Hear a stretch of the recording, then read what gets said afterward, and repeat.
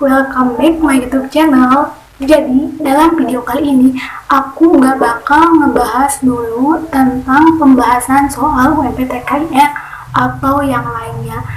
Tapi dalam video kali ini aku bakal ngebahas 5 strategi belajar buat kalian yang mau ujian SBMPTN atau UMPTKIN yang lintas jurusan. Nah, kan di sini pasti kalian kebanyakan ada yang dari IPA, ternyata pas mau pilih kuliah jurusan yang kalian pilih ada di ranah IPS, begitupun sebaliknya. Ada juga yang dari misalnya dari madrasah aliyah, ada yang dari kelas keagamaan. Nah, tapi kalian tuh ujiannya harus ada di ranah IPA atau IPS. Jadi kan kalian harus belajar lagi itu materi yang nggak kalian pelajari. Nah, di sini aku bakal membahas 5 strategi belajar tersebut buat kalian yang lintas jurusan. Nah, sekarang kita langsung aja ke strateginya. Tapi sebelumnya, kalian jangan lupa di like dulu dan di subscribe. Juga jangan lupa di share channel aku video ini karena ini sangatlah bermanfaat. Nah guys, hal pertama yang harus kalian lakukan, strategi pertamanya yaitu jangan berpikir negatif. Nah, jadi kita harus ubah pemikiran kita ya. Jadi di sini hal yang pertama yang harus kita perhatikan adalah merasa yakin. Nah, di sini kunci dari semangat yang akan terus berkobar adalah dengan keyakinan yang kuat. Jadi kita harus benar-benar yakin dengan jurusan yang kita pilih tersebut. Nah, jangan sampai kita karena lintas jurusan kita berpikir bakal sulit gitu. Jadi itu salah besar. Seharusnya kita benar-benar punya keyakinan bahwa kita bakal bisa menggapai jurusan yang kita pengen tersebut gitu. Jadi kita harus positive thinking gitu, jangan sampai negative thinking. Karena kalau kita negative thinking dari awal kita udah merasa bakal sulit, terus udah kita merasa sulit, terus kita malas belajar, kalau gitu gak bakal ada perubahan. Jadi kita harus merasa yakin dulu bahwa kita bakal bisa menghadapi walau kita lintas jurusan gitu. Jadi itu kunci pertama ya. Jadi kita tuh jangan sampai berpikir negatif, kita harus selalu berpikir positif. Kita harus yakin bahwa kita bisa walaupun lintas jurusan.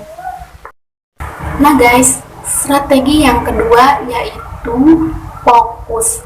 Nah, di sini kalian harus fokus dalam hal materi.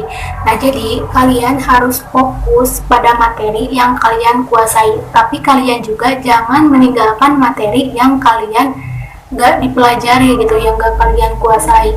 Nah, jadi di sini kuncinya kalian harus pelajari, harus benar-benar fokus ke materi yang benar-benar kalian pelajari. Tapi untuk materi yang gak kalian pelajari atau karena kalian lintas jurusan, nah jadi kalian harus tetap belajar. Jadi gini ya guys, contohnya misalnya aku tuh jurusan IPA gitu kan. Kalau IPA dalam ujian pasti kalau aku IPA gitu terus aku ujiannya IPS gitu ya. Nah, pasti kan bakal ada matematika. Nah, kan pasti kita belajar matematika, kita fokus ke matematika. Kemudian ada TPA. Kan TPA bisa aja secara umum, IPA IPS bisa. Jadi kita fokusin ke IPA. Terus kalau misalnya dalam UMPTKIN kita dari madrasah aliyah, kan ada soal keagamaan, bahasa Arab, bahasa Inggris. Jadi kita bisa fokusin sama materi tersebut. Jadi buat kalian misalnya kalian ikut UMPTKIN, kalian dari IPA mau ikut ke IPS.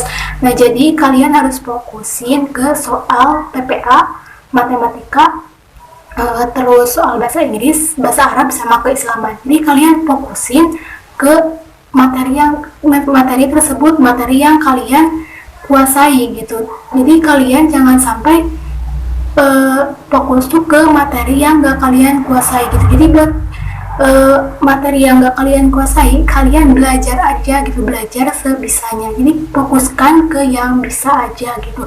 Karena dalam ujian maupun SBMPTN maupun UMPTKIN yang namanya soal IPA, IPS sama yang seperti itunya itu cuma sedikit ya, soalnya cuma 30 dari 100 soal tersebut. Jadi kan kebanyakan sisanya soal umum gitu. Jadi kalian harus fokusin ke soal tersebut gitu.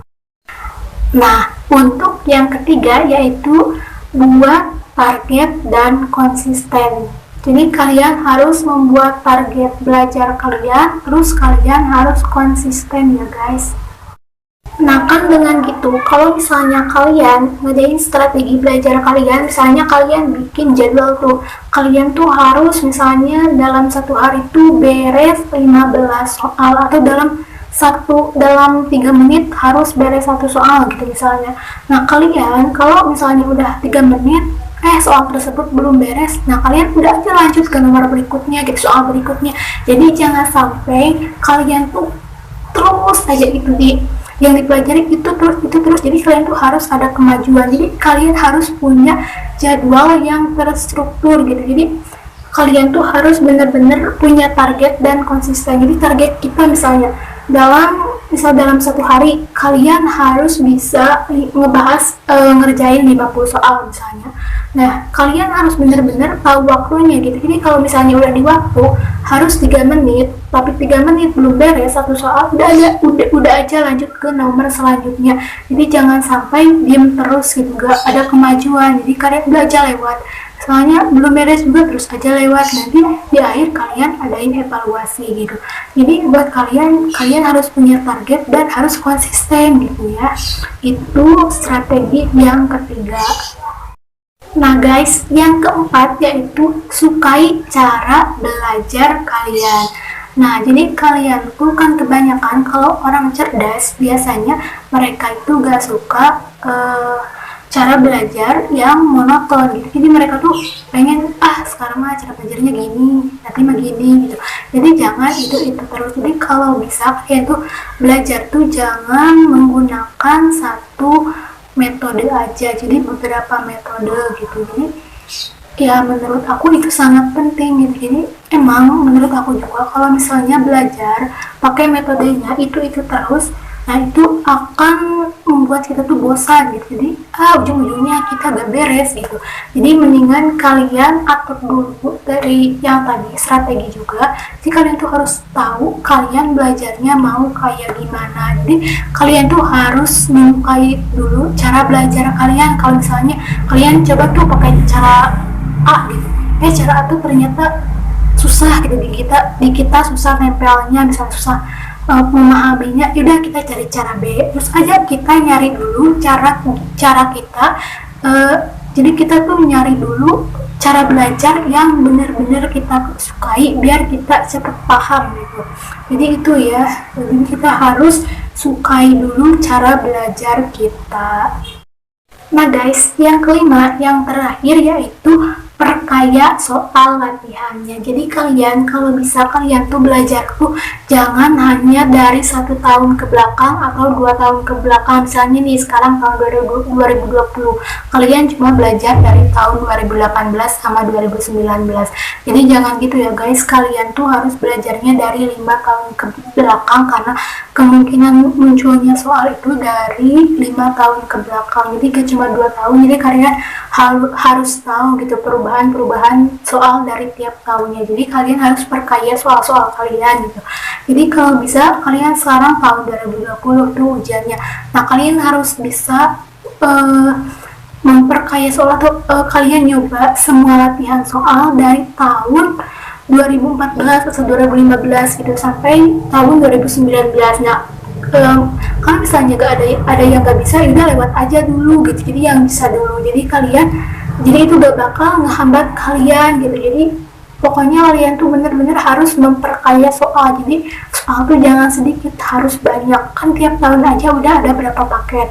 Nah kita 5 tahun, jadi kan kita bisa kaya soal. Nah kan kemungkinan besar soal tuh gak bakal jauh dari sebelumnya. Nah dari situ kita bakal ngerti gitu. Nah kemudian buat kalian, kalau misalnya kalian kan udah memperkaya soal tuh, udah punya soal-soalnya, nah cuma sebagian yang kalian tahu, ada yang nggak tahu. Nah kalau kalian nggak tahu, kalian jangan segan-segan bertanya ke guru atau ke teman-teman kalian yang lebih paham mengenai materi tersebut. Jadi kalian jangan malu ya, karena kalau malu bertanya nanti sesat gitu.